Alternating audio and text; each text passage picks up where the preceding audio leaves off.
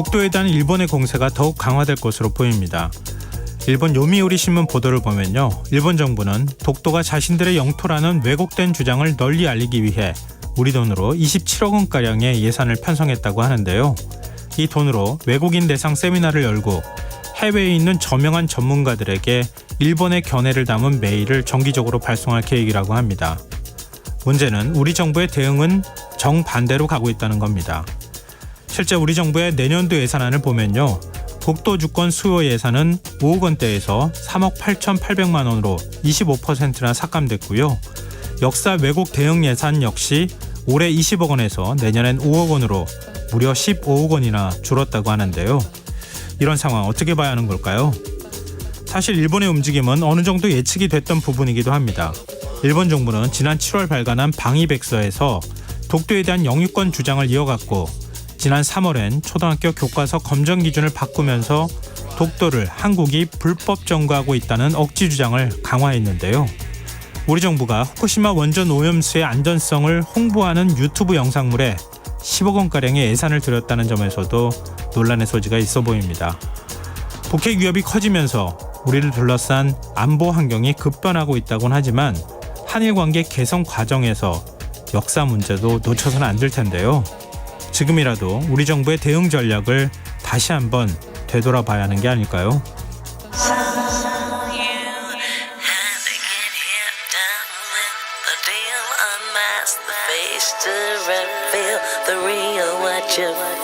You and your everyday situations, all the unnecessary complications. 오늘 밤 당신 안에 꿈틀거리는 지식 충전 본능이 깨어납니다. 여러분의 자유탐구 영역 김성환의 시사야.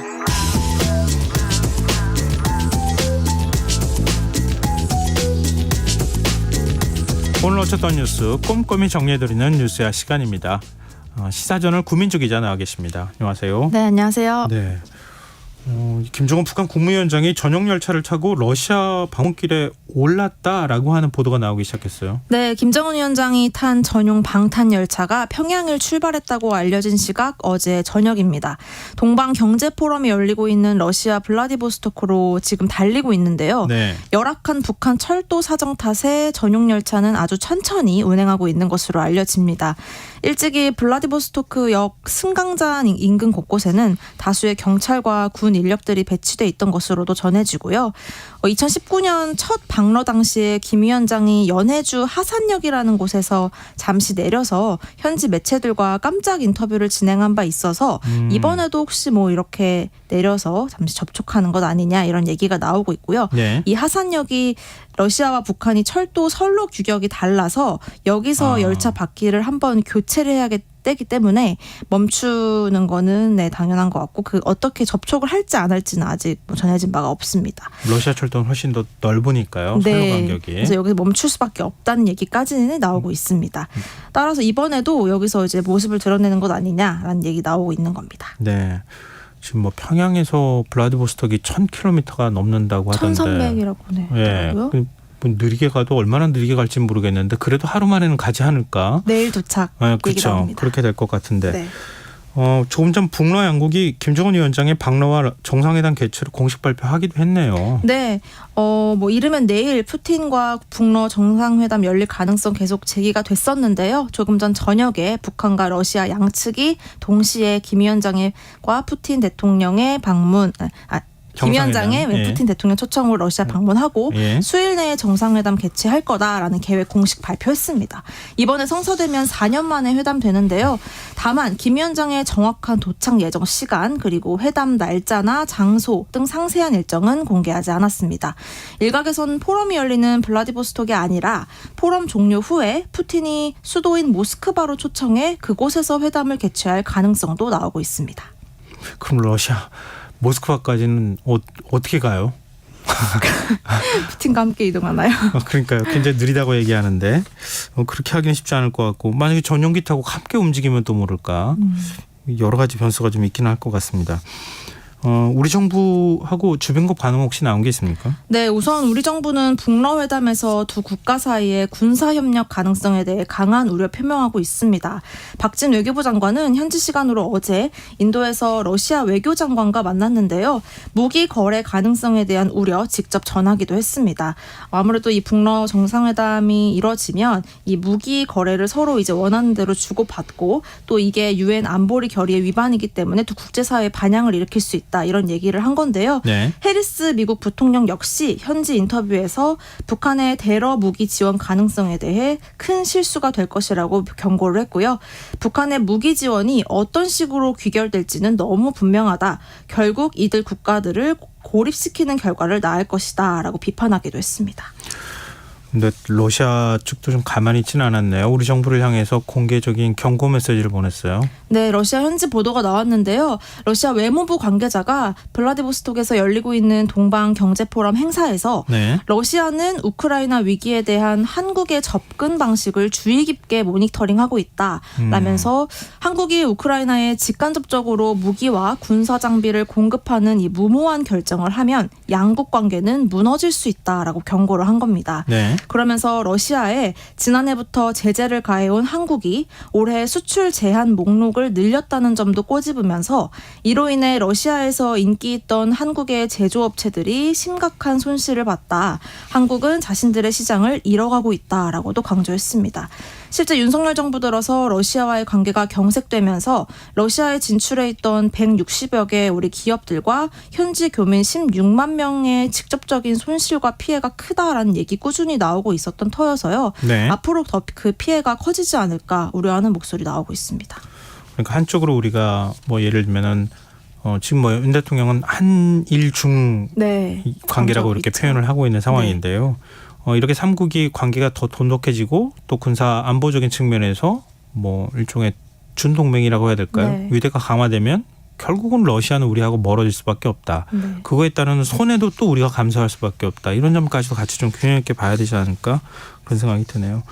저 화제를 좀 바꿔보죠. 국민의힘이 이른바 김만배 인터뷰와 관련해서 대선공작 게이트로 이 사건을 규정하고 대국민 여론전에 돌입했어요. 네, 국민의힘 오늘만 해도요. 최고위원회의부터 의원총회 또 각종 토론회를 연이어 개최하면서 이번 김만배 인터뷰 의혹을 대선 공작 사건으로 확대하기 위해 애쓰고 있습니다.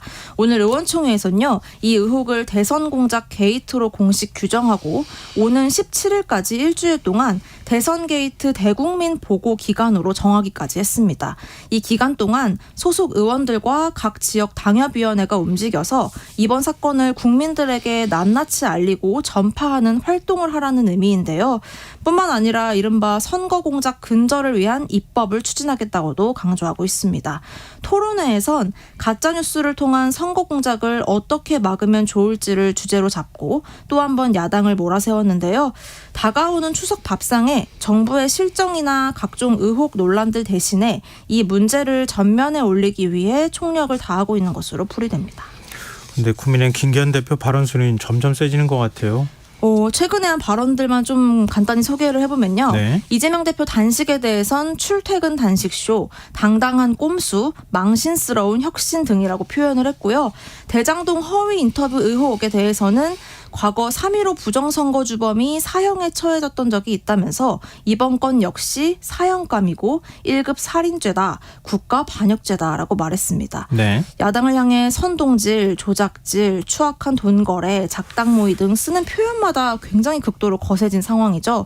불과 열흘 전에 김 대표가 국민의힘 연찬회 자리에서 네거티브 하지 말고 긍정적이고 적극적으로 비전을 제시하는 포지티브 전략으로 이슈를 선점하자고 의원들 앞에서 강조했었거든요. 민생경제와 관련한 그랬습니다. 포지티브한 이슈를 우리가 선점해야 된다. 그래야 총선에서 이긴다. 맞습니다. 이런 얘기 했었던 거잖아요. 그랬습니다. 근데 최근 나오는 이 발언들만 보더라도 그 반대로 가고 있는 것 아닌가 하는 생각이 들게 하고요. 총선 앞두고 아무래도 김기현 지도부 존재감에 대한 지적이 안팎에서 이어지자 이걸 의식한 행보 아닌가 이런 분석도 나옵니다. 민주당 입장도 살펴볼까요? 국민의힘은 이 사건을 뭐 이재명 대표 당선시키기 위한 대선 공작으로 규정하고 있잖아요. 네. 근데 그러면서 청문회 개최까지 요구하고 있는데요. 민주당은 한마디로 야당의 대선 공작 게이트가 아니라 정부 여당의 야당 음해 게이트라고 반박하고 있습니다.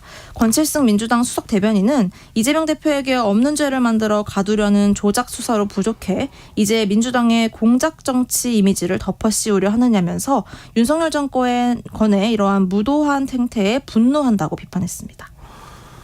그리고 오늘 소식 보고 저도 이 사건이 아직도 이랬었어? 라고 하는 생각을 저도 했는데 네. 이른바 울산시장 선거 개입 의혹 사건 그동안에 재판이 계속 있었네요. 오늘 선고공판이 있었어요. 네, 오늘 재판 종결됐는데요. 예. 2018년 지방선거 당시 불거진 청와대 울산시장 선거 개입 의혹 결심 공판에서 검찰이 송철호 전 울산시장에게 공직선거법 위반 등 혐의로 징역 6년, 사건 당시 울산경찰청장이었던 황운하 민주당 의원에게는 공직선거법 위반과 직권남용 등 혐의로 징역 5년을 각각 구형했습니다. 네. 검찰은 함께 기소된 백원우 전 청와대 민정비서관에게 징역 3년, 한병도 민주당 의원과 박형철 전 반부패 비서관에게도 각각 징역 1년 6개월 구형했는데요. 당시 청와대로부터 표적 수사를 받았다고 주장한 전 울산시장 김기현 대표 오늘 구형에 대해서 재판이 3년 8개월간 지연된 탓인지 구형이 가벼워서 아쉽다며 또 한 번 민주당의 선거 공작 강조했고요. 네. 반면 황운하 의원은 정당한 경찰의 수사를 표적 수사로 둔갑시키고 있다면서 무죄임을 주장했습니다. 그러면 재판부의 선고는 언제쯤 나오나요? 이게 2020년 1월 검찰이 공소를 제기한 이후에 1년 넘게 공판 준비 절차로 공전을 하다가 예. 2021년 5월에서야 정식 공판 열려서 2년 넘게 진행이 되었거든요. 네. 그 사이에 송철호 전 시장은 임기 마쳐 퇴임했고 또 국회의원 됐던 황운하 의원과 한병도 의원 역시 내년 5월에 임기가 끝납니다. 통상 선고는 결심 공판 후에 한 달 뒤에 열리게 마련인데 네. 사건이 워낙 방대하고 심리 절차도 오래 걸리는 만큼 올해 말이나 내년 초에야 1심 선고 나지 않을까 전망되고 있습니다. 참 진짜 재판 오래 끄네요. 오래 갑니다. 예, 그러게 말입니다. 워낙 사안이 이렇게 복잡해서 그랬던 걸까? 그렇게 또 내용은 복잡하지 않은데 말이죠. 네. 근데 재판은 굉장히 오래 가는군요. 그런가 하면 법원이 오늘 공영방송 이사진 해임 처분에 대한 판단을 내렸는데 이게 가처분 소송에 대한 판단 내린 거죠. 네. 근데 좀 판단이 엇갈려요. 네, 법원이 오늘 MBC 대주주인 박문진, 권태선 이사장에 대해서는 직무 복귀를, 또 남영진 전 KBS 이사장에 대해선 그대로 해임 효력을 인정하는 엇갈린 결정 내렸습니다. 네. 우선 권태선 이사장의 경우에는 재판부가 권 이사장이 해임으로 입은 손해는 금전으로 보상할 수 없고 이후 본안 소송에서 이기더라도 회복하기 어렵다고 본다라면서 해임 효력을 정지할 긴급한 필요가 있다고 판단을 했습니다. 앞서 방통위는 권태선 이사장이 MBC 경영관리감독을 소홀히 하고 신임 사장 검증을 부실하게 했다는 이유로 해임을 했는데요. 네. 법원은 해임을 결정할 만큼 이사장이 의무를 위반했다고 보기 어렵다고 봤습니다. 반면 방만경영 방치, 법인카드 부정 사용 의혹 등을 이유로 지난달 해임 조치된 남영진 전 KBS 이사장에 대해선 재판부가 남영진 전 이사장 개인 손해보다 공공의 이익을 옹호할 필요성이 있다고 판단해 해임을 유지했습니다. KBS 신임 이사장은 이미 임명이 된 상황인 거잖아요. 네. 아마 그 부분도 가만히 되지 않았을까. 재판부도 그 부분에 대한 언급을 했더라고요. 보니까. 네. 방통위는 지금 이제 박문진 이사장 해임권과 관련해서 바로 입장을 낸 거죠. 네, 권태선 이사장의 업무 복귀 결정 내려지자 이번 결정대로라면 어떤 비위나 장을무시 있어도 행정소송이 끝날 때까지 해임할 수 없게 된다며 그 피해는 국민들에게 돌아간다라고 했고요. 법원 결정으로 인해 박문진 내 혼란이 빚어지게 됐다며 비판을 했고 즉각 항고방침 밝혔습니다. 방통위가 권태선 이사장을 해임 조치하고 곧장 김성근 후임 이사를 임명한 상태인데요.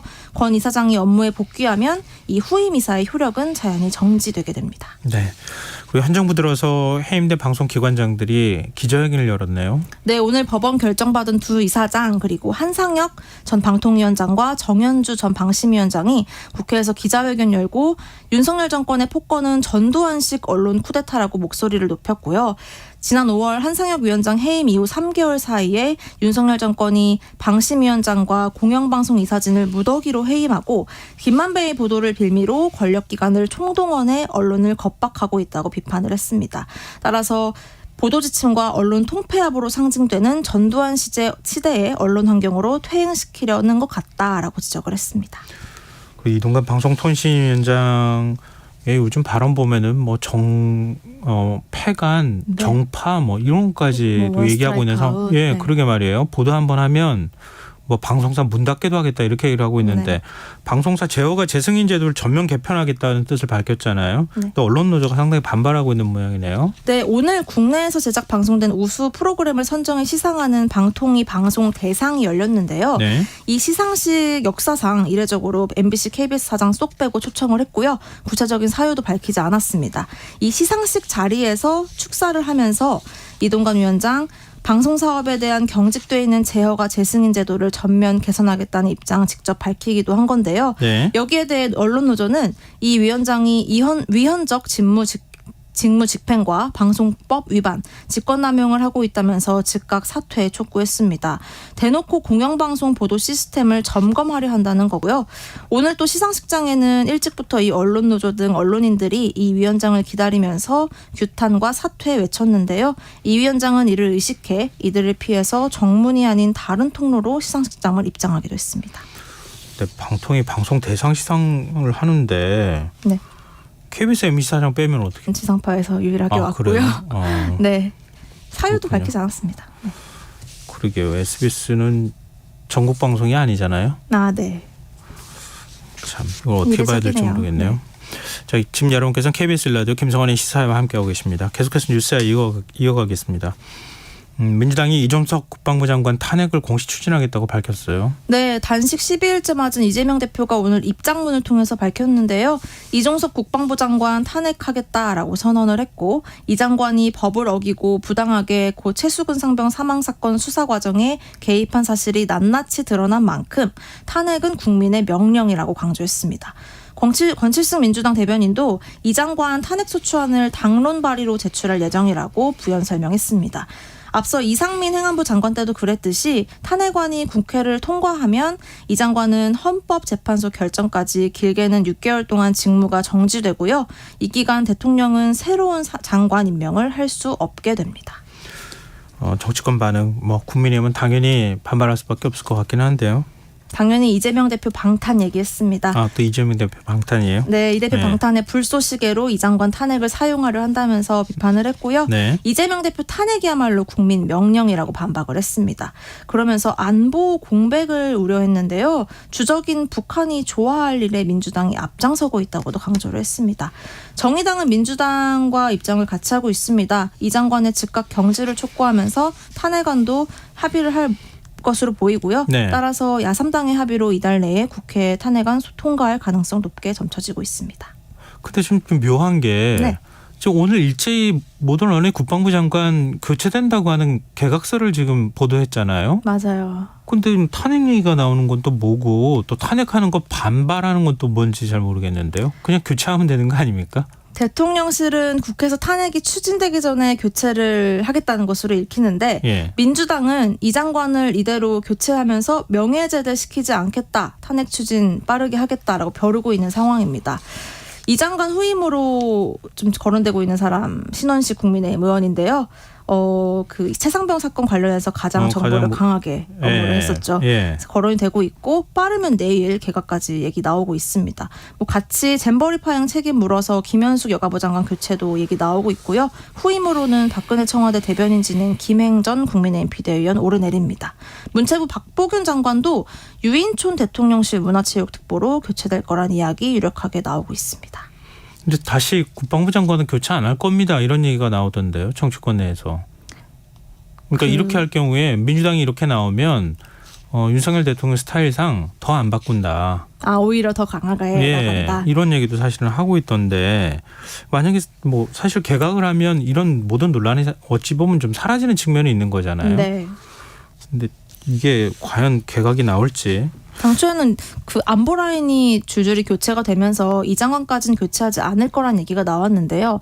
민주당이 탄핵을 얘기하면서 그 전에 교체하겠다는 얘기가 나왔는데 또 말씀하신 대로 민주당 탄핵이 되니까 윤 대통령이 더 강하게 강대강으로 대치하는 모양새가 또 펼쳐지는 것 같기도 합니다. 모든 게 지뢰밭 같은 느낌이 맞습니다. 드네요. 네, 다음 뉴스로 넘어가 보겠습니다.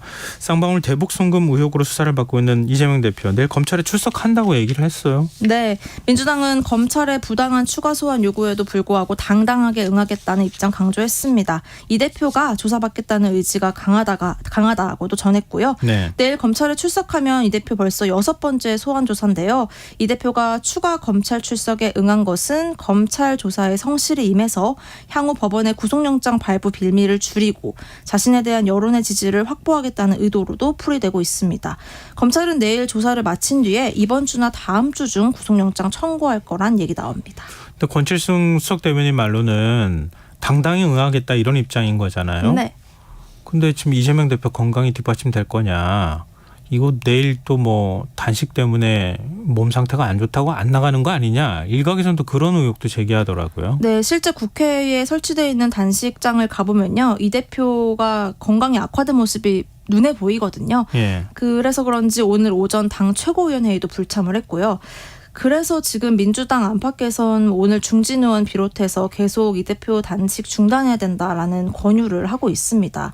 하지만 이 대표는 단식 이어가겠다라면서 이들의 요청을 다 거부하고 있는 상황이고요. 내일 검찰도 소환 조사에 응한 것으로 보이는데 네. 일각에서는 이러다가 뭐 병원에 실려가는 것 아니냐. 이게 뭐 오늘 내일 중으로 뭐 응급실 실려갈 것 같은 건강 상태다. 이런 얘기 나오고 있습니다. 내일 오후에 일단은 출석하겠다는 거잖아요. 네.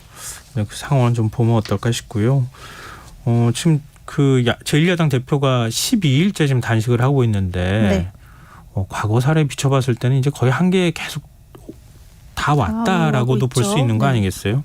지금 김기현 대표 아까 얘기 나왔던 것처럼 전혀 대화할 의사가 없는 것 같은데요. 네, 여당에서는 뭐 오늘도 역시나 이 대표 단식을 조롱하거나 비판하는 메시지를 냈지만 단식장을 찾아간다거나 뭐 중단을 요청한다거나 이런 얘기는 없었습니다. 말씀하신 대로 과거에 야당 대표가 단식을 진행한 건 여러 차례 있었거든요. 네. 그럴 때마다 뭐 사나흘 내에 여당 지도부, 때로는 청와대 참모까지 함께 단식장을 찾아서 중단을 요청해 왔습니다. 여당의 지금과 같은 외면은 전례가 없는 상황이고요. 이렇다 보니까 민주당에서도 기본적인 정치적 도리조차 없다. 그동안 이런 상황에 걱정하는 척이라도 해왔는데 이런 비인간적인 정권은 처음 본다라면서 한탄 내놓고 있고요.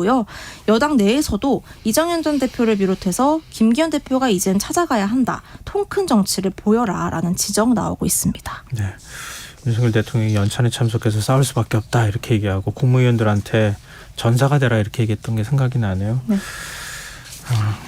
권익위가 선관위 경력 채용 실태 전수조사했는데 결과가 나왔어요. 좀 짧게 좀 전해주시죠. 네, 17개 시도 선관위 그리고 중앙선관위의 지난 7년간 선관위가 진행한 162회 경력 채용 중에 64%에 이르는 104회에서 법과 규정이 정한 절차를 지키지 않은 것으로 확인이 됐고요. 경력직 공무원 뽑힌 384명 가운데 58명 부정합격 의혹도 있다고 권익위가 발표했습니다. 이에 대해 선관위는 입장문을 내고 권익위 전수조사 결과 존중한다. 향후 진행될 수사를 지켜보겠다고 밝혔습니다. 네, 오늘 뉴스 여기까지 하겠습니다. 지금까지 시사저널 구민주 기자였습니다. 고맙습니다. 고맙습니다.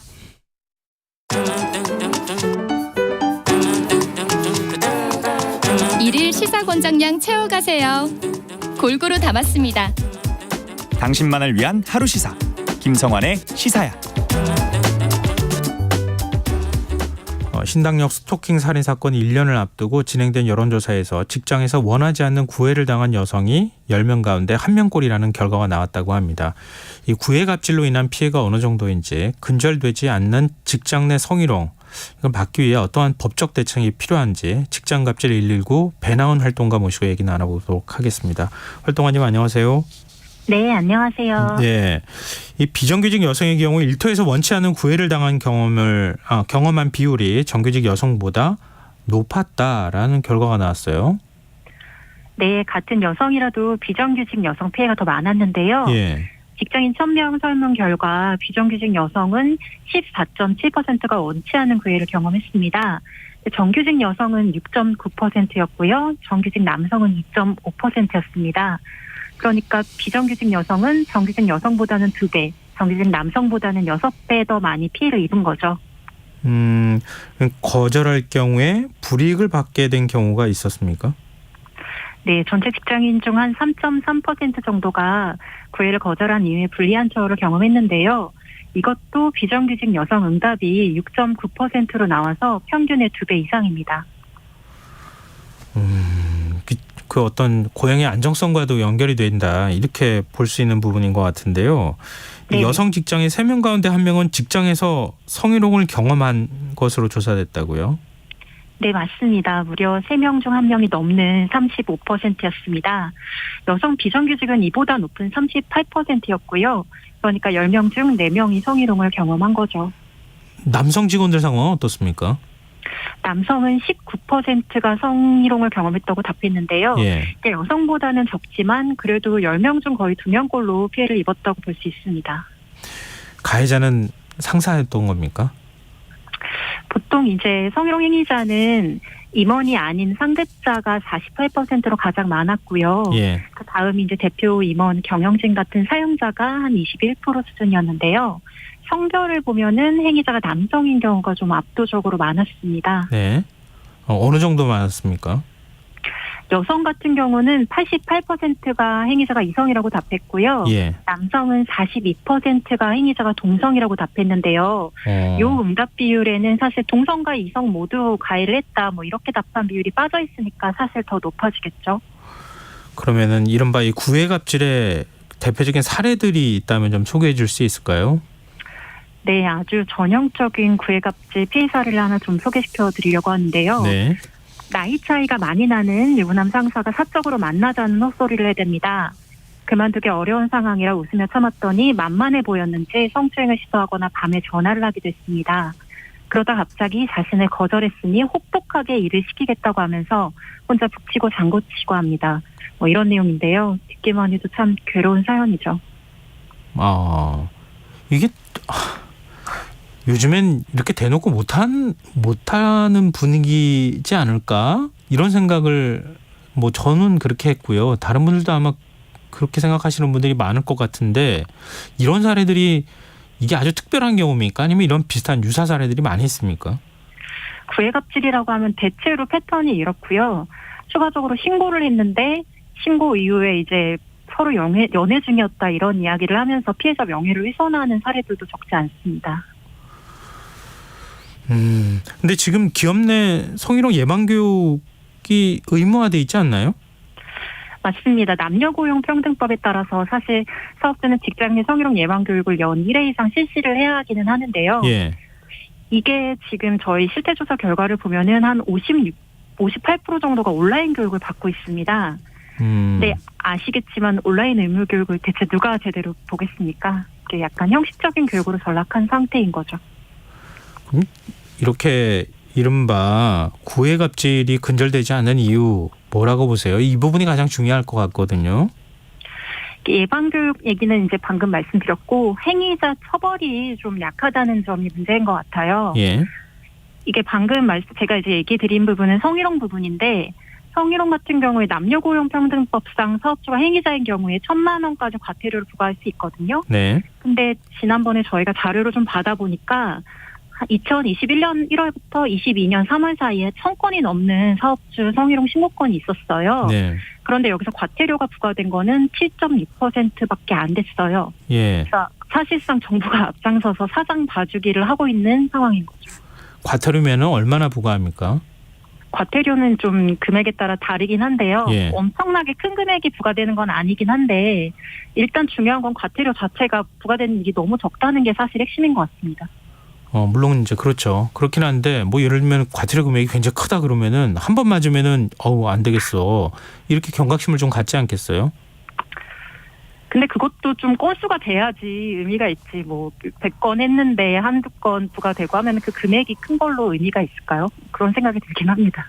그렇군요. 이게 직장 내 문화 자체의 문제입니까? 아니면 그 구애 갑질이라고 하면 일종의 이제 상하관계가 존재하는 거잖아요. 네네. 이게 어떤 세대 간의 인식 차이 때문에 발생하는 겁니까? 아니면 뭐 그냥 처벌을 안 하기 때문에 그런 겁니까? 어떤 데서 비롯됐다고 보세요?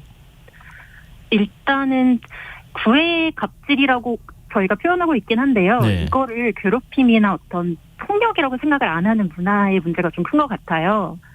일종의 구애다. 이건 내가 당신을 좋아해서 이거는 이러고 내 하는 거다. 사생활이고 사랑이다. 뭐 이렇게 주장을 하는 경우가 상당히 많고. 예. 근데 사실 이게 당하는 입장에서는 엄청난 폭력이거든요. 근데 이거 자체가 일단은 폭력으로 인지가 안 되고 있는 게 첫 번째 문제라고 생각을 합니다. 지금 직장 내 스토킹 관련해서도 조사가 이루어졌습니까? 네, 맞습니다. 직장인 10명 중에 1명꼴인 8%가 직장 내 스토킹 행위를 경험했다고 답했고요. 네. 여성 스토킹 피해 경험은 10%. 그리고 비정규직 여성 스토킹 경험은 14.7%로 가장 높았습니다. 그러면은 지금 이제 우리가 구애갑질, 성희롱, 그다음에 스토킹 이렇게 세 가지에 대해서 얘기한 거잖아요. 네네. 그러니까 이것의 구분점은 어디에 있는 겁니까? 일단은 직장 내 성희롱 같은 경우에는 사실 법의 규율을 받고 있잖아요. 방금 그렇죠. 말씀드린 예. 것처럼. 예. 그런데 이게 구애갑질 부문으로 가거나 예. 나중에 말씀드릴 수도 있지만 어떤 호칭의 문제로 가거나 하면은 이게 굉장히 처벌로 가기가 애매한 지점들이 발생해요. 현행법상으로는. 네. 그래서 이걸 피해를 입었는데 이게 피해인지도 사실 당사자도 잘 모르고 행위를 하는 가해자도 잘 모르고 또 불편함을 느끼고 신고를 해도 회사도 이걸 어떻게 해야 될지 모르는 지금 다들 아무것도 모르고 있는 상황인 게 좀 문제가 크지 않나 싶습니다. 근데 스토킹하면 스토킹 처벌법으로 처벌받을 수 있는 거잖아요. 네, 맞습니다. 근데 그 네, 예를 말씀하셨던 들어서 것처럼 구애갑질은 처벌하기가 굉장히 애매한 거잖아요. 맞습니다. 예를 들면 이렇게 스토킹을 했는데 그러니까 직접적으로 집에 찾아온다던가 어떤 위협을 가하면은 사실 이걸 스토킹이라고 할 수도 있는데 직장 내에서 뭔가 애매한 지점들이 있는 거죠. 애정을 표현을 하는데 그게 직장 내 어떤 우위 관계와 섞여서 굉장히 좀 이걸 뭘로 봐야 되지 하고 서로 혼란스러워하는 지점들이 있는 것 같아요. 유기에 의한 성폭력이 되는 건데 굳이 맞아요. 얘기하자면 그런데, 네. 근데 그런 게 경계가 애매모호한 걸 오히려 알면서 그걸 이용하는 측면도 있겠네요. 악용하는. 그렇죠. 이걸로는 사실 이걸 하면서 이걸로는 신고해봤자 소용없어라고 이야기를 하는 그 가해자들도 적지 않습니다. 근데 직장 내 성범죄 또 젠더 폭력 피해를 당할 경우에 회사나 국가로부터 보호받지 못한다라는 인식을 가진 사람이 거의 절반에 달했다고요? 네, 맞습니다. 직장인 48% 그러니까 2명 중 1명은 직장 내에서 성범죄나 젠더 폭력 피해를 당해도 회사가 날 보호해주지 않을 거라고 생각을 했고요. 10명 중 7명은 정부가 날 보호해주지 않을 거라고 생각을 했습니다. 근데 이게 여성 같은 경우에는 회사와 정부에 대한 신뢰도가 남성보다 한 20% 이상씩 더 낮게 나왔습니다. 여성들이 남성에 비해서 더 낮게 나왔다고요? 그만큼 네, 더 안 자신을 있는 거죠. 네, 보호받지 못한다. 그렇습니다. 라는 인식을 하고 있다는 거잖아요. 네네네. 근데 그거는 앞서 말씀하셨던 그런 제도적인 문제하고 연결이 되는 겁니까? 아니면 다른 이유가 또 있는 겁니까? 아무래도 여성들이 더 많이 피해를 입으면서 경험적으로 불신이 누적된 게 아닌가 싶긴 합니다. 하긴 여성 직원들끼리 이런 피해가 일상적으로 발생한다고 하면 직원들끼리 얘기하고 있지 않겠어요? 맞죠. 그러니까 나도 이런 피해 당했는데 당신도 이런 피해 당했네 라고 얘기하는데 구제를 못 받고 있다고 하는 그런 불신들이 작용하고 있다는 거잖아요. 네네네. 그리고 호칭의 문제도 좀 있다면서요. 네, 맞습니다. 지금 여성 같은 경우는 2명 중에 1명이 그리고 비정규직 여성은 10명 중 6명이 업무 공간에서 아가씨, 아줌마 같은 이런 부적절한 호칭을 들어봤다고 답변을 했고요. 남성 같은 경우는 한 10명 중 1명꼴로 이런 부적절한 호칭을 들었다고 답했습니다. 아가씨, 아줌마라고 부른다고요? 직장에서? 네. 몇 명이라고 하셨죠? 10명 중 6명, 비정규직 기준입니다. 비정규직은 10명 중 6명이 아가씨나 아줌마라고 들었다. 아줌마라는 호칭을 들은 적이 있다고 얘기를 했다고요? 네, 맞습니다. 이렇게 만연하고 있습니까? 요즘 잘 안 그러지 않나요? 제가 놀래가지고 제가 좀 역으로 여쭤보는 건데요. 요즘에 어디 아무리 비정규직 정규직이라 할지라도 직장 내에서 아가씨 뭐 이렇게 부른다거나 예전에 무슨 뭐 누구 양 뭐 이렇게 불러가면서 커피 타오라 그러고 그런 시대는 이미 한참 지나간 거 아닙니까? 저희도 이 실태조사 결과를 보고 조금 놀랐는데요. 예. 이게 어쨌든 성별 그리고 고용 형태에서 좀 영향을 많이 받았고 또 하나 특이점이 있는 게 임금 수준이었어요. 임금 수준요? 네, 500만 원 이상을 받는 노동자는 한 16.4% 정도만 이런 부적절한 호칭을 경험을 했는데요. 예. 150만 원 미만을 받는 그 노동자는 46.2%가 이런 호칭으로 불린 경험이 있었습니다. 그러면은 뭐 고용 형태나 아니면 임금의 차이에 따라서 사람을 대우하는 방식이 다르다는 거잖아요. 그렇죠. 좀 당황스럽네요. 말씀 듣다 보니까. 근데 이런 경우가 굉장히 많다는 거잖아요. 상당히 많은 수치죠. 어떻게 하면 좋습니까? 지금 여러 가지 형태의 일종의 이제 직장 내에서 이루어지는 성희롱부터 뭐 구애 갑질, 스토킹, 뭐 젠더 폭력, 성차별 이런 걸 지금 다 얘기한 거 아닙니까? 네. 이거 어떻게 이런 거를 좀 바꿀 수 있을까요? 지금 사실은 좀 뻔한 말이긴 한데 인식 개선하고 제도 개선이 다 필요한 상황이긴 하고요. 예. 말씀드린 것처럼 이제 뭐 아줌마 아저씨가 사실 문제가 되냐 이렇게 아예 생각하시는 분들도 많잖아요. 놀랍게도 많습니다. 그래서 이게 원치 않는 구애나 이런 부적절한 호칭이나 이런 것들이 문제가 될 수 있다, 문제다라고 우리가 좀 정확하게 서로 짚어줄 필요는 있을 것 같고요. 네. 제도적인 측면에서는 해외 사례처럼 상사와 후임 간 사적 연애를 금지하는 취업 규칙을 만드는 것도 좀 한 방법이 될 수 있을 것 같아요. 예. 저희 설문 결과를 보면 한 44.5%의 직장인들이 이런 내용의 취업 규칙을 제정했으면 좋겠다라고 답변을 하고 있습니다.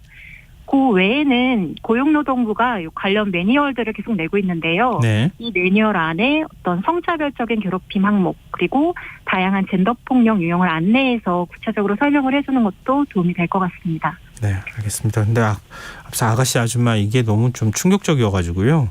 네네. 요즘 직장에서 아줌마, 아가씨 이렇게 부르는 데가 어디가 이렇게 많이 부르고 있는지 좀 놀랍기도 합니다. 남성들한테 아저씨 이렇게 부르면은 괜찮을까? 그런 생각도 좀 들기도 하고요. 그것도 안 되죠. 하여튼 호칭부터 좀 바꾸는 연습을 직장 내에서 문화로 좀 정착해 나가면 좋겠다 이런 생각이 좀 듭니다. 뭐 제도적인 네. 거는 제도적인 거로 바꾸더라도요. 네, 오늘 말씀 고맙습니다. 네, 감사합니다. 네, 지금까지 직장갈질 119 활동가 배나은 씨였습니다.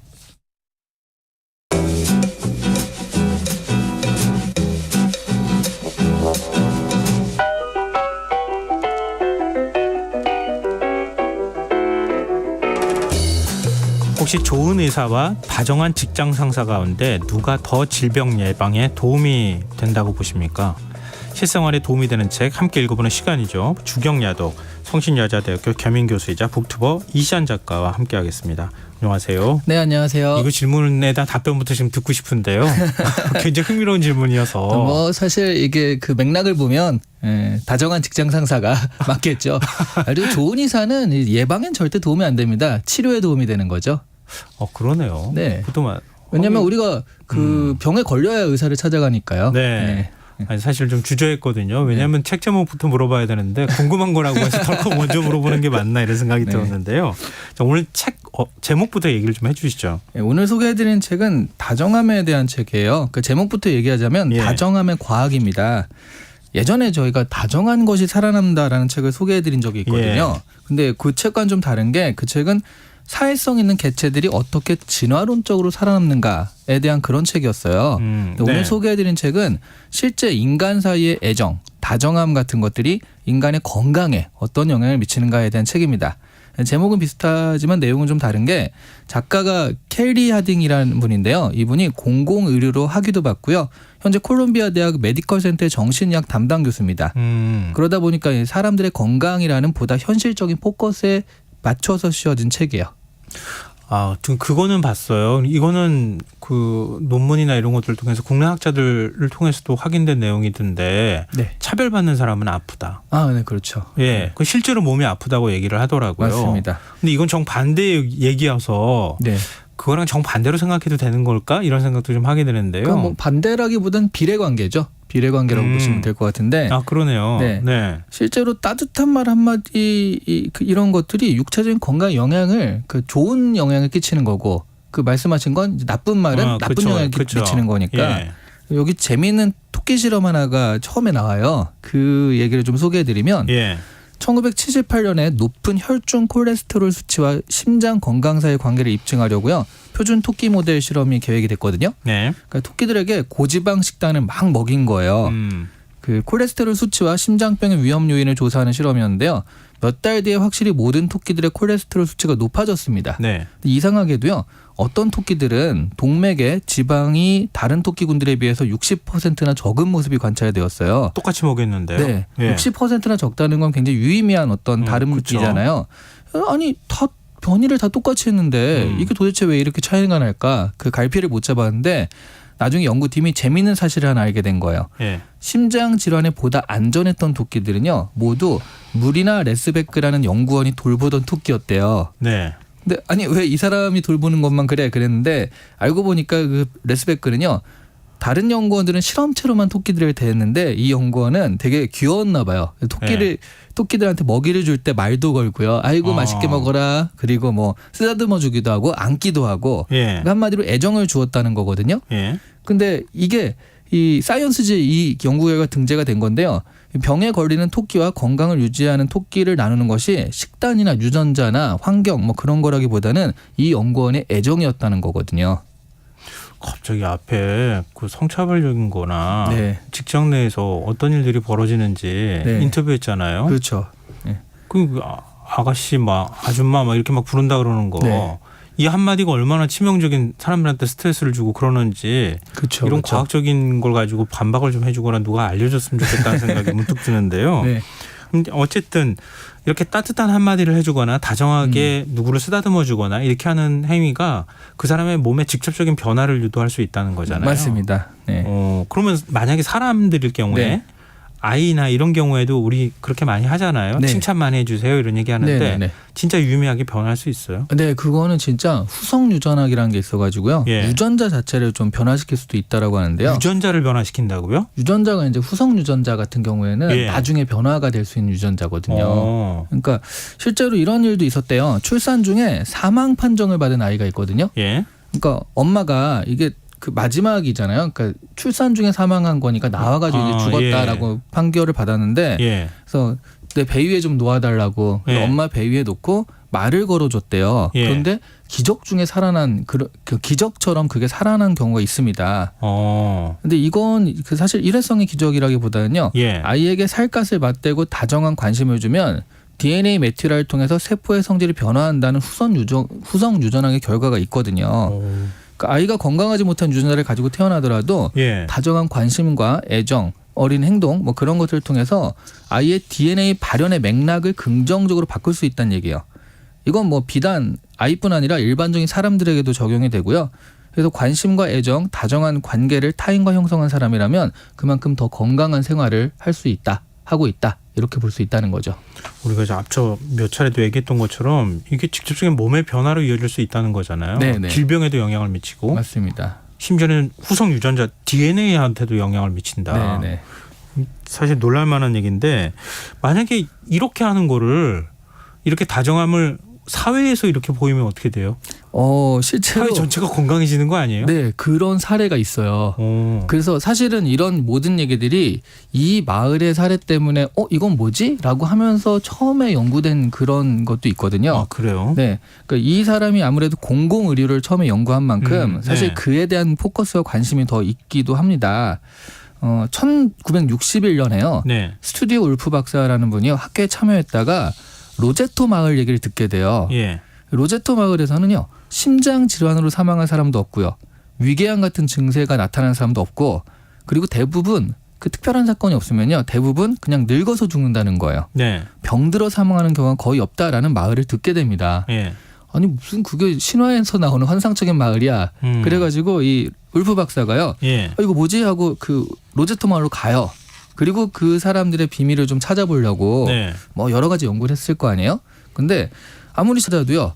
아니 무슨 식단도 똑같고 뭐 유전자 검사를 해도 그냥 평균적인 미국 사람들과 하등 다를 게 없다. 도대체 왜 그런가? 그 되게 처음에는 좀 궁금했는데 나중에 보니까요. 그 마을에 이제 계속 있게 되잖아요. 네. 그거 연구하기 위해서 있게 되면서 알게 된 사실이요. 동네 사람들이 길거리에서 자연스럽게 대화를 나누고 친구들과 현관에 나와 앉아서 이야기를 해요. 예. 그리고 아이들은 조부모님들과 시간을 보냈고 가족들은 다 같이 모여서 식사를 합니다. 그러니까 이게 사회적 연대감이 굉장히 강한 공동체였다는 거예요. 예. 그런 것이 결국 이 로제타 마을에 병이 없었던 원인이다라고 얘기를 하고요. 근데 나중에 좀 대조군 실험을 한 건 아닌데 이상하게도 어쨌든 이 마을에도 산업화가 진행되어서 공동체 의식과 연대 의식이 깨지면서요. 30년이 지나니까 이 마을도 다른 마을과 비슷하게 되었다고 합니다. 이런 결과들을 통해서 1대1의 다정한 관계가 확장된 그런 사회적 연대 의식으로 갈 수 있다. 그리고 그것이 건강하고 장수하는 사회가 될 수 있다라는 것들을 알게 된 거죠. 우리나라가 OECD 조사한 거 보면 네. 사회적 신뢰도나 이런 게 되게 낮게 나오잖아요. 네, 맞습니다. 사회 갈등 지수는 전 세계에서 제일 높은 걸로 네. 나오면 이거 뭐예요? 우리 병이 다 이런 데서 시작되는 거예요? 그런 생각이 문득 드는데요. 그래서 시름시름 아프잖아요. 사회생활 오래 하고 직장 오래 갑자기. 다니면 어딘가가 그런데 이제 병원에 가면 아무 데도 아픈 데가 없다고 하는데 근데 뭔가 좀 피곤하고 아프고 막 그러잖아요. 우리 사회 여러 가지 병리 현상 나타나는 게 다 이런 데서 시작되는 거 아닐까라는 뭐 추측을 하게 되는데, 맞습니다. 네. 그러니까 우리 직장집 이러고 살잖아요. 네네. 대부분의 직장인들은. 네. 그러면 집에서도 중요하겠지만 직장에서 삶이 굉장히 중요하잖아요. 아, 그렇죠. 집에서는 이제 잠자는 시간이 많으니까 시간상 집에서 많이 보내더라도 실제로 우리가 깨어가지고 그렇죠. 일상에 많은 시간을 보내는 게 직장이니까요. 네. 건강에 큰 변수가 되는 게 맞습니다. 이것도 그 2018년에 네이처지에 소개된 논문에서 그런 얘기가 나오는데요. 예. 전 세계 170만 명을 대상으로 조사한 결과가요. 연수익으로 6만에서 7만 5천 달러 이상이 넘어가면요. 예. 그러니까 한국 돈은 한 7천에서 8천만 원 정도 연봉을 받으면 연봉이 더 이상 행복에 영향을 미치지 못한다고 합니다. 예. 그러니까 1억 5천 받으나 8천 받으나 내가 느끼는 행복감은 좀 비슷한 거예요. 근데 그러면 다른 것들 무엇이 관계되냐? 행복감이. 네. 그게 존중, 관계, 성취감 같은 것들과 연관이 된다는 거죠. 그리고 그래서 이런 것들을 추구하는 것이 연봉보다 이런 걸 추구하는 게 장기적으로는 건강 면에서도 안전한 방법이 된다. 뭐 이런 얘기인데요.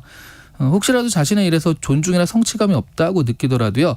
일에 대한 몰입이나 동료들의 긍정적인 관계로 건강에 대한 긍정적인 효과는 향상된다는 거죠. 그러니까 내가 하는 일 자체가 별로 이렇게 중요한 것도 아닌 것 같아라고 그렇게 생각하더라도 동료들과의 관계가 좋으면 그런 것들이 상쇄되면서 어떤 결국 직장에서의 그런 좋은 효과들이 말하자면 나의 건강에도 영향을 미치는 거고요. 네. 그러니까 사실은 직장에서 동료들한테 다정한 말 한마디 건네는 것이 장기적으로는 자신의 무병장수에도 좋다는 얘기예요. 근데 이런 요인 말고 또 다른 요인이 있습니까? 네, 뭐 교육의 정도나 동네 환경, 이웃 등 건강에 영향을 미치는 요인이 많아요. 예. 근데 여기에 공정성 문제도 있다라는 거죠. 아까 말씀하신 예. 차별의 문제이거든요. 예. 그래서 인종차별이나 성차별 같은 상황과 마주치게 되는데요. 대놓고 차별을 하는 게 아니라 잠재의식 속에 내재된 형태로 아주 미세한 의식들이 차별을 만들어내요. 요즘에 대놓고 다 이러는 경우는 많지는 않잖아요. 네. 뭐 예를 들어서 뭐 군인 아저씨라는 말을 자연스럽게 쓰는 건데요. 이거는 군인은 남자다라는 어떤 전제를 가지고 있잖아요. 그렇죠. 그 여성인 군인한테는 뭔가 좀 다르게 대하게 되는데 그런 것들이 쌓이는 거거든요. 이런 상황에 노출된 이 차별받는 당사자들은요. 결과적으로도 건강에 심각한 위협을 받게 된다는 거죠. 그러니까 이 차별과 혐오를 없애려고 노력하는 것이 이제 문자 그대로 건강한 사회를 만드는 방법이 된다라는 겁니다. 강연 다니시죠? 네, 그렇죠. 기업 측 강연도 많이 다녀주시면 안 돼요? 이런 거 가지고. 그럼 우리나라 기업 문화가 좀 바뀌지 않을까요? 알겠습니다. 이게 보통 챗GPT 강연을 가는데요. 그것만 하지 마시고. 공정하게 차별 없이 해라. AI처럼 이렇게 좀 얘기를 하고 다니겠습니다. 그럼 이런 것들 좀 더 긍정적인 방향으로 진짜 다정함으로 사회를 좀 건강하게 만들 수 있는 뭐 방법이 없을까요? 일단 자기 개인적으로는 스트레스 관리가 제일 중요합니다. 그래서 이런 분들이 있거든요. 스트레스 관리 어떻게 하세요? 그러면 저는 스트레스 받는 체질이 아니에요라고 하는데 다 받거든요. 그냥 자기가 이제 의식하지 못하는 거라 스트레스 어떻게 풀까에 대해서 항상 고민을 좀 하셔야 되겠고요. 사회적으로는 그 사회적 연결이나 공동체 케어 같은 방법들을 찾아내서 장려해야 되는 거죠. 뭐 예를 들어 요즘에 독서 모임 같은 거 많이 하는데요. 네네. 그런 것들에 참여하고 공동체 운동에 참여하고 그런 것들 그리고 커뮤니케이션에 대한 훈련이 좀 있어야 되고요. 서로 간에 그 커뮤니케이션을 원활하게 되면 신뢰가 좀 쌓일 거 아니에요. 그래야지 사회적 유대를 형성하니까 그런 부분에 대해서 내가 서툴다 하면은 훈련이 좀 필요합니다. 이런 것들이 좀 더 많이 이루어지면 우리 사회의 갈등 요인들이 많이 사라질 것 같은데 말이죠. 맞습니다. 자, 우리가 지금 이 책 읽어야 하는 이유 마지막으로 말씀해 주신다면요. 네, 누구라도 가족 구성원 중에 하나씩은 문제가 있잖아요. 건강이든 뭐 정신적으로든. 네. 근데 그 구성원이 그런 문제를 일으켰을 때 사실 조금 더 다정하게 관심을 기울였으면 조금 더 나은 방향의 결과가 있지 않을까 돌아보게 하는 책이기도 했고요. 그리고 다정함의 과학에서 저자가 우리 모두는 자기 자신과 타인의 건강을 더 좋게 만들 능력을 가지고 있다라고 말하는 거죠. 그러려면 우리가 의지를 가지고 다정함, 공정함, 연민 이런 것들을 베풀어야 한다라고 말합니다. 그래서 이 책을 읽으면 이런 행동을 우리가 할 이유를 좀 더 구체적으로 얻을 수 있을 것 같습니다. 휴대전화 뒷자리 729 있으시는 청취자분께서요. 직장까지 갈 것도 없어요. 세상이 궁금해서 뉴스만 켜도 스트레스가 막 쌓입니다. 이렇게 얘기하시는데 이거 어떡하죠? 마지막 멘트라도 좀 다정하게 진행자님 해주시면 좀 괜찮을 것 같습니다. 네. 다정함을 가지고 있는 시사야 방송하도록 노력하겠습니다. 목소리가 다정한데요 벌써. 네. 네. 자, 주경야도 지금까지 북튜버 이시안 작가와 함께했습니다. 고맙습니다. 네, 감사합니다. KBS 라디오 김성환의 시사야 1부 순서 여기까지 하겠습니다. 전 11시 정각 2부에 다시 오겠습니다.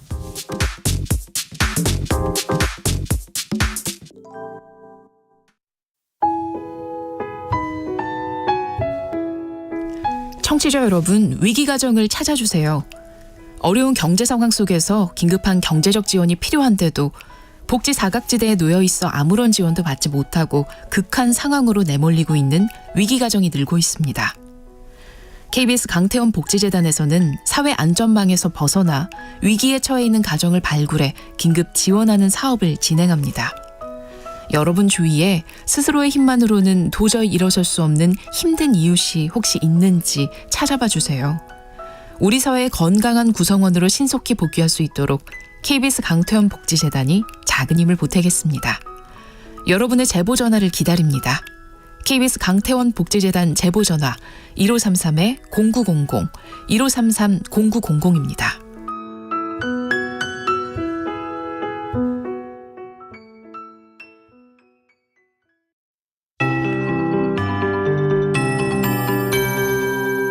KBS 58분 날씨.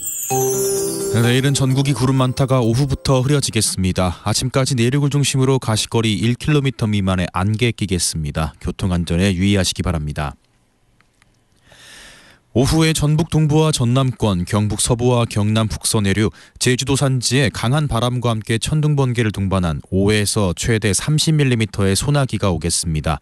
경기 북부와 강원 영서 북부는 빗방울 떨어지는 곳 있겠습니다. 내일 아침 최저 기온 서울 22도, 광주 21도 등 전국이 18에서 24도의 분포를 보이겠습니다. 낮 최고 기온은 서울 29도, 대구 30도 등 전국이 28에서 30도로 내륙과 서해안, 남해안은 30도 내외로 오르는 곳이 많아 늦더위가 이어지겠습니다. 내일 전국의 미세먼지 농도 전 권역이 좋음에서 보통으로 예상됩니다. 제주도는 밤부터 동풍의 영향을 받는 강원 영동은 오후부터 가끔 비가 오겠습니다. 비는 점차 확대돼 목요일 남부지방, 금요일은 대부분 지역에 내릴 전망입니다. 당분간 동해상에 돌풍과 함께 벼락이 치는 곳 있겠습니다. 해상 안전사고 없도록 조심하시기 바랍니다. 서울의 현재 기온 23.8도, 습도 75%, KBS 58분 날씨 박성준입니다.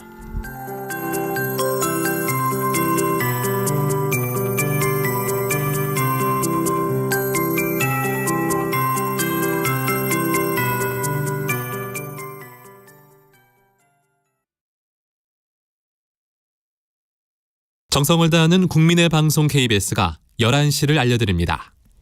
AM 711kHz, FM 97.3MHz, KBS 1라디오입니다. HLKA.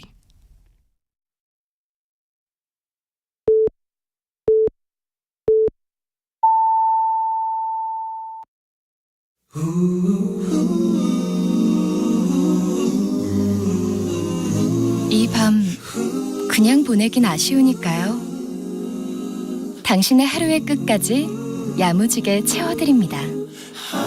당신의 지식 충전소 김성환의 시사야.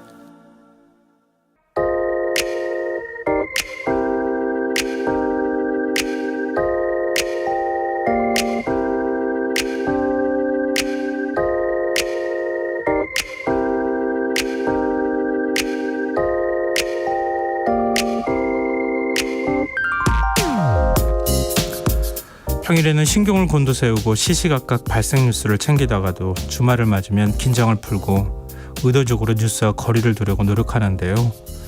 지난 주말은 좀 그럴 수 없었습니다. 우연히 휴대폰 앱에서 발견한 같은 날 발생한 2개의 사건 소식이 내내 마음을 불편하게 했거든요. 이틀 전 부산 진구한 아파트 7층에서 화재가 발생했습니다.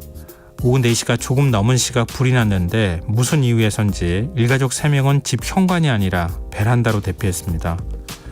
시시각각 덮쳐오는 불길을 피해 창문 틀에 몇 분 동안 매달려 있다가 모두 추락했는데요. 40대 사위와 베트남인 장모는 숨졌고 아이는 아버지가 끝까지 품에 안고 있었던 덕분에 극적으로 생명을 구할 수 있었다고 합니다. 이웃 주민들은 평소 성실하고 정이 많던 가족이었다며 안타까워했습니다. 같은 날 전북 전주의 한 빌라에서 40대 여성이 숨진 채 발견됐습니다. 그 옆에는 의식을 잃은 4살 배기 남자아이가 있었습니다. 세입자가 연락이 닿지 않는다는 빌라 주인의 신고를 받고 출동한 경찰이 발견했는데요. 닷새 전에 마지막으로 여성을 봤다는 집주인의 말에 따르면 아이는 아무것도 먹지 못한 채 나흘가량 숨진 엄마 곁을 지켰던 것으로 보입니다. 다행히 아이는 병원에서 의식을 회복했다고 합니다.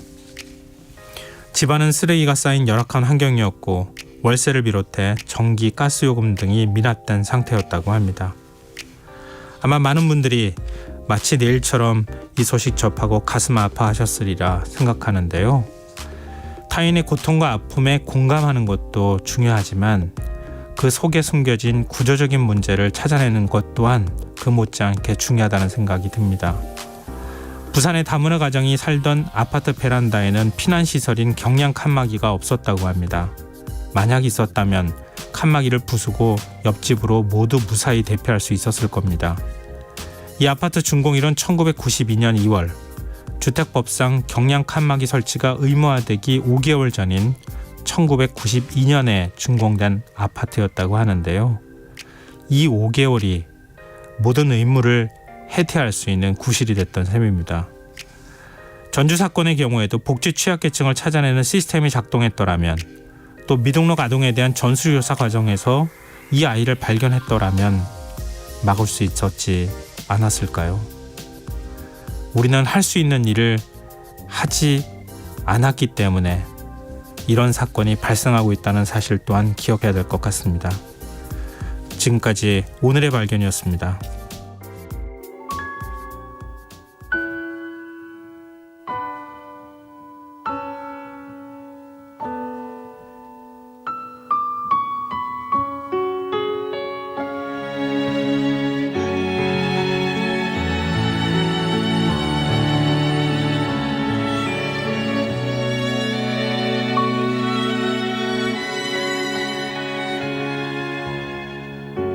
그대 슬픈 눈에 어리는 이슬처럼 맑은 영혼이 내 가슴에 스며들어와 푸른 샘으로 솟아나리니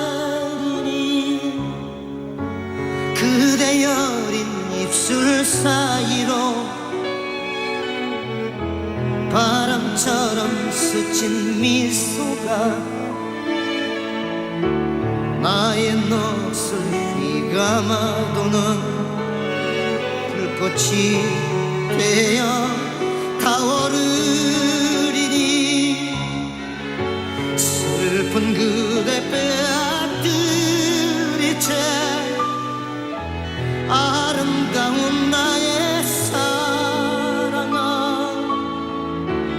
빈 바다를 헤매는 내게 살아야 할 단 하나의 이유 되어 사랑이란 소망에서 그 기슭에 다가갈 수 있다면 사랑이란 약속의 땅 그곳에 깃들 수만 있다면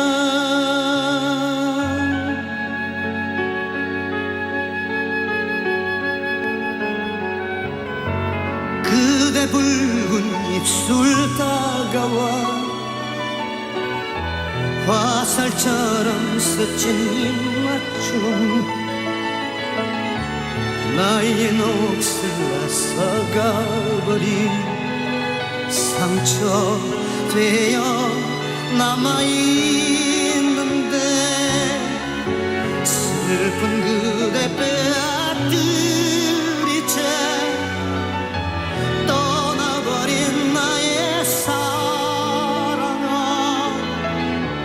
꽃상여에 그대 보내며 살아야 할 이유마저 없으니 사랑이란 절망의 벽 울부짖는 동공마저 거친 채 사랑이란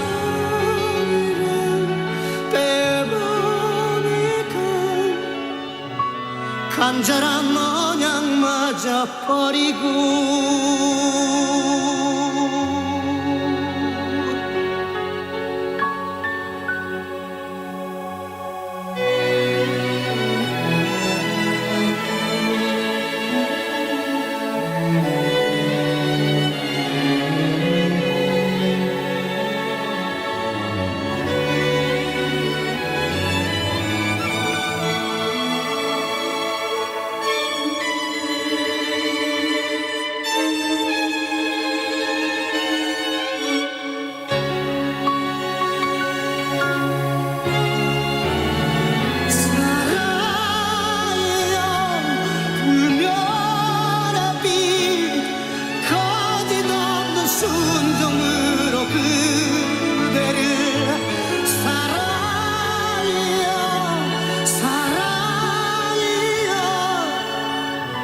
이 생명 다하는 날까지 사랑이여 불면의 빛 거짓 없는 순정으로 그대를 사랑이여 사랑이여 이 생명 다하는 날까지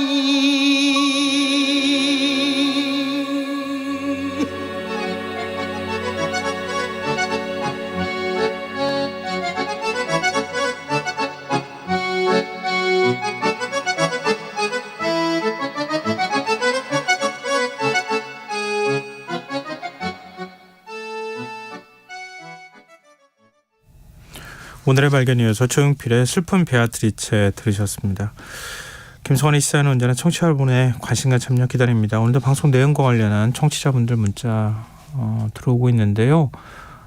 청취자 홍선영님, 저출생으로 인구가 준다고 걱정하지 말고 사각지대에 놓인 아이들 죽지 않고 바르게 잘 자랄 사회 시스템이 필요해 보입니다. 이렇게 문자 주셨고요. 김미숙님, 9시 뉴스에서 이 소식 듣고 너무 안타깝고 마음이 아팠어요. 왜 이런 위기에 처한 안타까운 사람을 발견하지 못하였는지 속상하더라고요. 이렇게 의견 주셨습니다. 그리고 8356님, 가스료, 전기료 체납을 알리는 스티커를 노골적으로 집 밖에 부착하는 게 인권 문제가 있다고 바꾼다고 하는 기사를 봤습니다. 이 고지 스티커를 바꾸는 것보다는 앞 주경야독에서 얘기한 좀 더 섬세한 다정함이 필요하지 않을까. 안타까운 소식에 마음이 답답합니다. 이렇게 문자를 주셨습니다. 맞습니다. 이게 그동안에 굉장히 많은 사건들이 있었잖아요. 전주의 사건 경우에는 우리 사회에서 계속 발굴하는 시스템을 만들겠다고 하는데 지금 시스템을 못 만드는 거죠. 그래서 계속 얘기가 나왔던 게 가난을 증명하지 않도록 해야 되는 거 아니냐. 일단 지원하고 그리고 난 다음에 살 수 있게 하는 방법들을 찾고 난 다음에 그 다음에 사후에 확인해도 되지 않겠느냐 이런 얘기를 하는데 지원하지 않고 지원 못 받은 사람이 있는지 없는지 발굴해내는 시스템으로 가면 이런 문제가 계속 발생하는 거 아니냐. 이렇게 시민단체들도 계속 지적을 해왔는데 그런 것과 혹시 연결되는 거 아닌가 이런 생각을 하게 됐고요. 부산 같은 경우에는 사연 자체가 너무 안타까웠어요. 많은 분들이 아마 비슷한 생각하실 것 같은데요. 늘 화재 사건 나고 난 다음에 꼭 문제가 되는 거 보면 아 우리는 그때 건물 지을 때 의무화가 되기 전에 지어서 그렇습니다. 이렇게 얘기를 하거든요. 그럼 그 다음에는 화재 대비 안 해도 괜찮은 건가요? 단지 차원에서라도 아니면은 지자체 차원에서라도 좀 더 지원할 수 있는 방법들을 찾으면서 대안을 만들었으면 할 수 있지 않았을까요? 경량 칸막이 만드는 거 아주 그렇게 돈 많이 들 것 같지도 않은데 말이죠. 그런 면에서 항상 뭔가 원인이 있다, 이유가 있다. 이걸 우리가 찾을 때에 우리가 가지는 아픔을 공감하는 게 그 진짜 아픔이 되지 않을까, 아픔을 공감하는 행위가 되지 않을까 그런 생각을 해봤습니다. 네, 청취자분들 문자 고맙습니다. 계속해서 문자 많이 주십시오. 저희가 추첨해서 당첨된 분들께는 모바일 쿠폰 선물로 드리겠습니다. 참여하실 문자 번호는 샵9730이고요. 짧은 문자 50원, 긴 문자는 100원의 정보 이용료가 부과됩니다. 콩 게시판 KBS 라디오 유튜브 채널을 통해서도 무료로 참여하실 수 있습니다. KBS 라디오 김성환의 시사회와 함께하고 계신 지금 시각은 11시 11분입니다.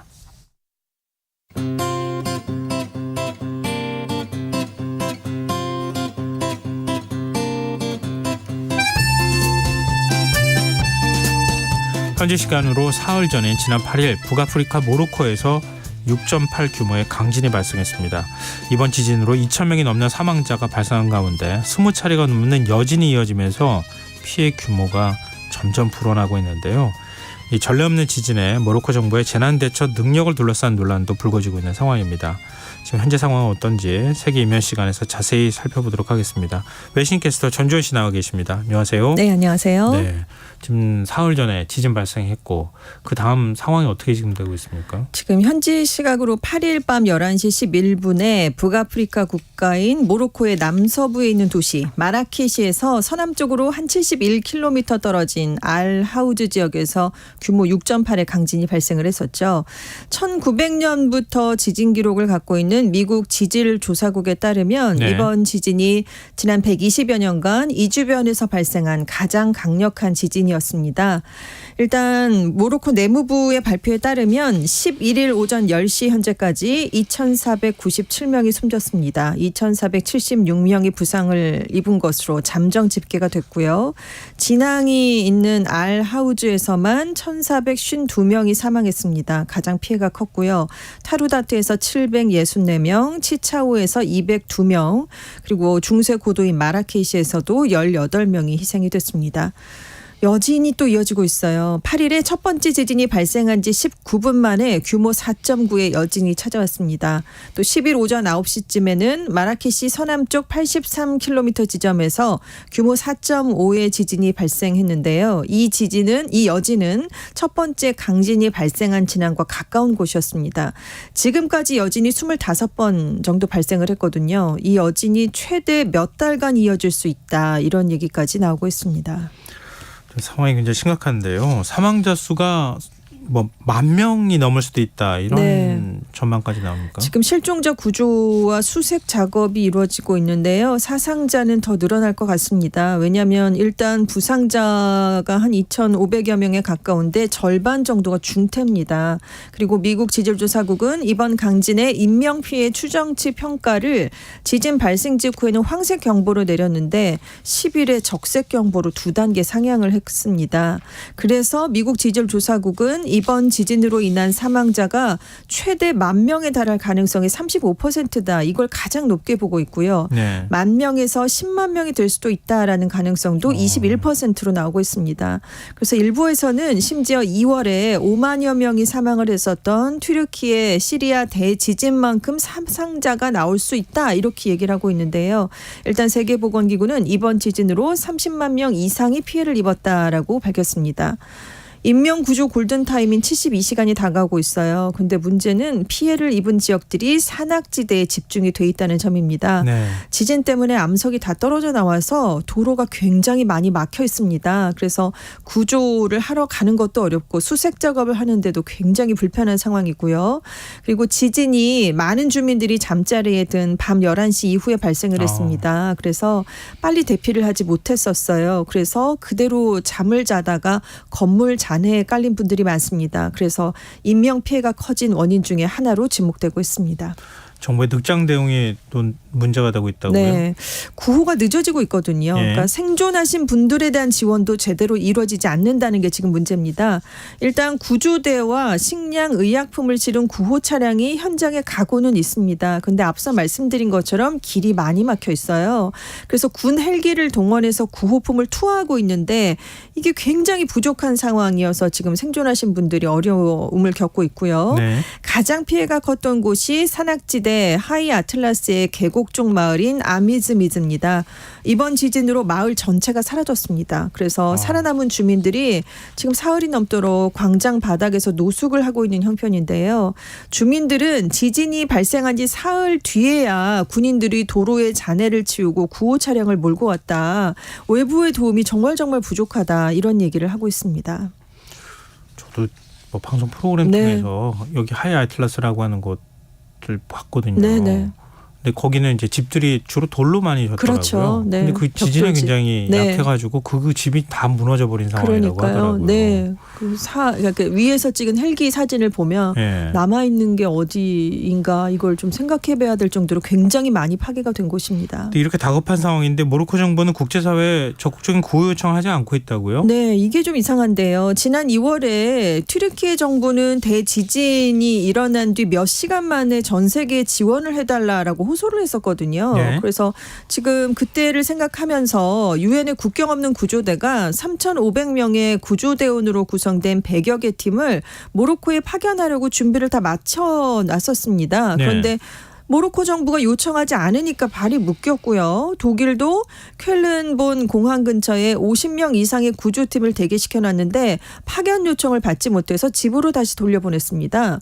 그래서 유니세프는 이 모로코의 지진 피해 지역은 도심과 떨어져 있어서 접근을 하기 어려운 곳이다. 그렇기 때문에 인명피해를 줄이려면 국제적인 지원이 절대적으로 중요하다. 이런 지적을 내놓기까지 했어요. 네. 이에 대해서 모로코 정부는 지금 우방국인 스페인과 영국, 카타르, 아랍에미리트 등 4개국에서만 도움을 받았는데 조율이 부족하면 역효과를 낳을 수 있기 때문이다. 이렇게 해명을 내놨습니다. 그런데 이제 국제사회는 사망자를 애도하고 지원을 약속하겠다라는 입장을 속속 밝힌 상황이었거든요. 네. 바이든 미국 대통령도 필요한 지원을 제공할 준비가 돼 있다라고 얘기를 했고 그 튀르키예도 모로코의 형제 자매를 돕겠다. 지원만 요청하면 구호 구조대를 파견할 준비가 돼 있다라는 얘기를 아주 지진이 발생한 직후부터 내놨습니다. 그리고 모로코랑 국경을 맞대고 있지만 서부 사하라 영토 분쟁을 겪으면서 2021년에 국교를 단절했던 곳이 알제리인데요. 네. 알제리도 10일 모로코 쪽으로 폐쇄했던 자국 영붕을 개방을 하겠다. 인도적 지원과 의료 목적의 비행은 허용한다. 이렇게 얘기를 한 상황입니다. 그리고 뭐 프랑스, 이스라엘, 쿠웨이트, 오만, 대만도 다 공식 지원 요청을 기다리고 있다라고 지금 했는데요. 네. 그러니까 요청만 있으면 지금 바로 지원이 가능한 상황인데 네. 지금 국제사회 지원을 좀 차단하려는 게 아니냐, 왜 이런 모습을 보이느냐라는 게 모로코 정부의 태도거든요. 그래서 일부 외신은 재난을 스스로 헤쳐나갈 역량을 갖췄다는 사실을 입증하려는 의도다라고 분석을 내놨습니다. 지금 모로코 우리만으로도 충분하다. 그러니까요. 우리는 할 수 있다라는 걸 지금 입증하려는 의도다라는 그런 얘기를 내놓는 건데요. 근데 이제 각국이 이렇게 오히려 다른 나라들이 지금 구조 때문에 굉장히 다급해하는 이유는 골든 타임인 72시간이 얼마 남지 않았기 때문인데요. 이게 언제까지냐면 현지 시각으로 11일 오후 11시 11분이고요. 우리 시간으로는 내일 오전 7시 11분입니다. 근데 벌써 지금 밤 11시 그러게요. 19분이 넘어가고 있으니까요. 정말 몇 시간이 남지 않은 상황인데 이렇게 각국 인접국에서는 빨리 올 수가 있는데도 그렇죠. 왜 안 받느냐 이런 비판이 지금 커지고 있는 상황입니다. 아니, 유럽에 있는 국가들은 모로코 비행기 몇 시간 타면 다 금방 갈 수 있는 갑니다. 거리인데. 네, 그렇습니다. 그러게 말입니다.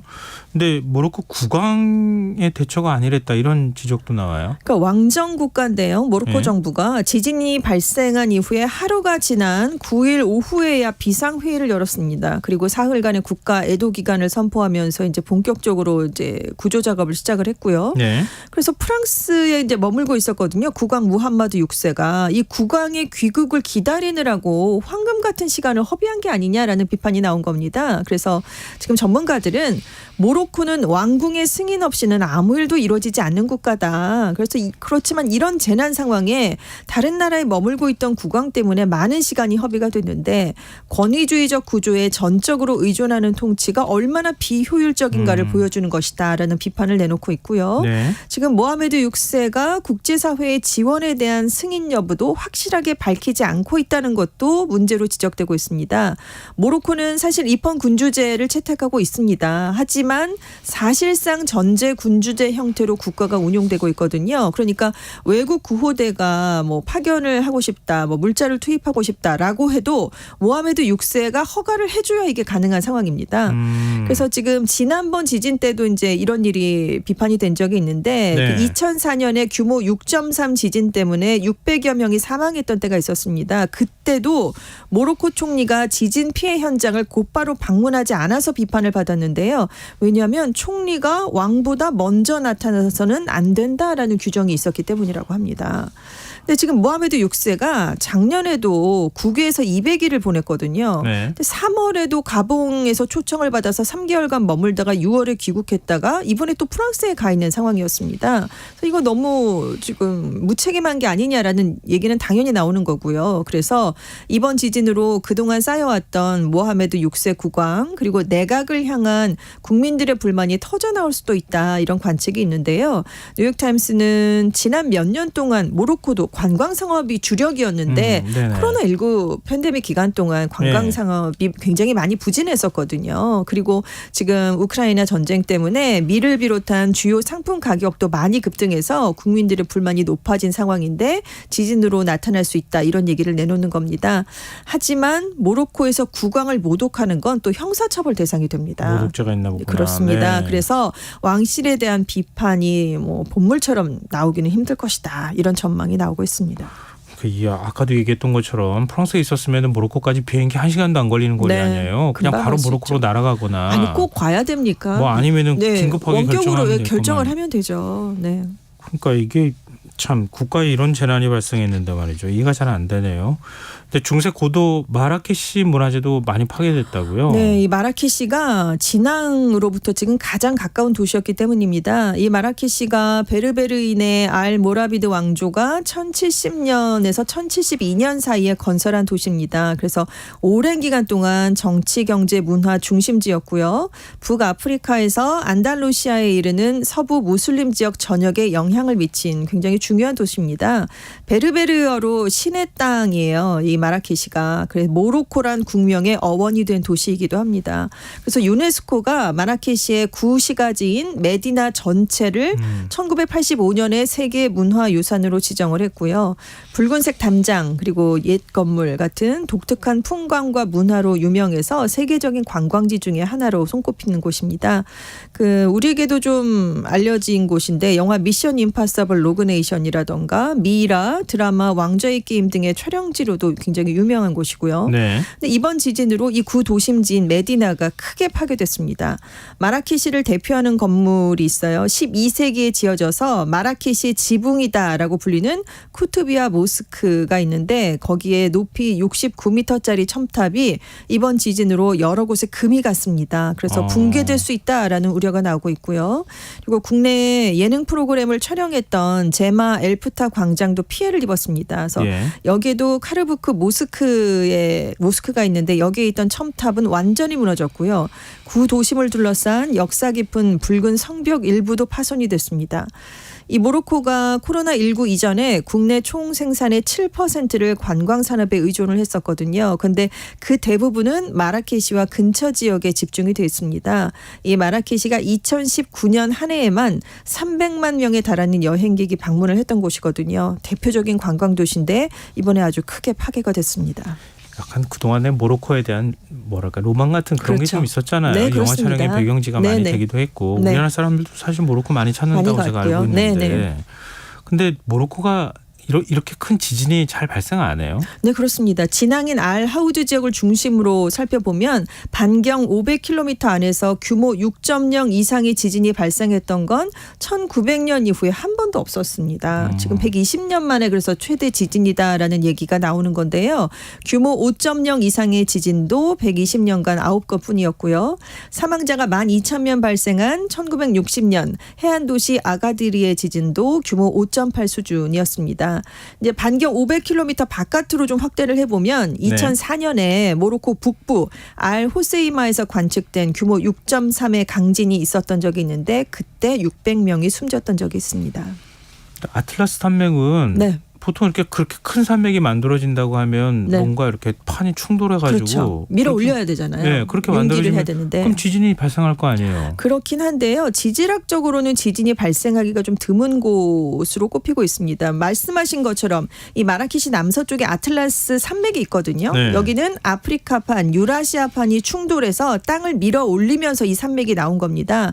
말씀하신 것처럼 거대한 땅덩어리 조각이 충돌하게 되면 지진이 발생할 가능성이 커지게 되죠. 네네. 그런데 모로코 일대는 아프리카랑 유라시아판이 만나는 지역치고는 충돌하는 힘이 그렇게 강하지 않은 지역으로 분류가 되고 있어요. 왜냐하면 이쪽 지역의 충돌 속도가 연간 약 4 내지 6mm 정도로 굉장히 느리답니다. 그래서 지진이 자주 일어나지가 않는데 문제는 그 힘이 굉장히 오랫동안 여러 해에 걸쳐서 축적이 되면 네. 이게 이제 다 모이게 되면 어느 순간 이렇게 강한 지진을 유발할 수 있다. 이런 전망이 나오는 그런 지역이에요. 근데 이제 아까 한 해에 4 내지 6mm 정도로 충돌 속도가 느리다라고 말씀을 드렸는데 네. 태평양판과 북아메리카판의 경계에 있어서 지진이 자주 일어나는 곳이 캘리포니아 쪽인데요. 네. 여기에 샌안드리아스 단층은 충돌 속도가 연간 50mm입니다. 훨씬 빠르니까 50mm인데 여기는 이제 4 내지 6mm밖에 안 되니까 네. 그렇게 지진이 많이 일어나는 지역은 아니었던 거예요.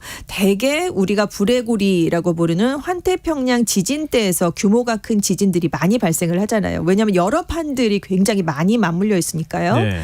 근데 이제 브레고리가 아닌데 지진이 자주 일어나는 곳도 있죠. 2월에 강진이 있었던 튀르키예가 대표적인데 튀르키예도 이 모로코랑 같이 유라시아와 아프리카판이 충돌을 합니다. 근데 여기는 아라비아와 아나톨리아판까지 총 4개 판이 만나거든요. 그러니까 여러 판이 만나니까 아무래도 훨씬 더 지진이 많이 일어나게 되는 거고 이번에 모로코의 진원이 얕았던 점도 피해가 좀 커진 점이 됐습니다.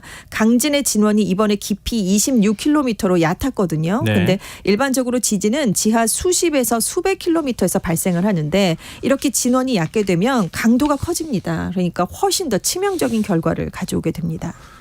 물론 이제 지진 규모가 6도 결코 뭐 약한 지진이라고 볼 수 네. 없겠죠. 근데 그렇지만 그 규모 6 정도 지진을 가지고 이렇게 큰 피해가 나는 거는 네. 좀 지진 대비가 제대로 안 돼 있기 때문 아니냐 이런 지적도 있더라고요. 그렇습니다. 전문가들은 지진이 이제 드문 곳에서는 지각의 흔들림을 견딜 만큼 튼튼하게 건물을 짓지 않는다. 이 점이 문제다. 그래서 지진이 발생하게 되면 많은 건물이 무너져서 인명 피해가 커진다라는 점을 지적하고 있습니다.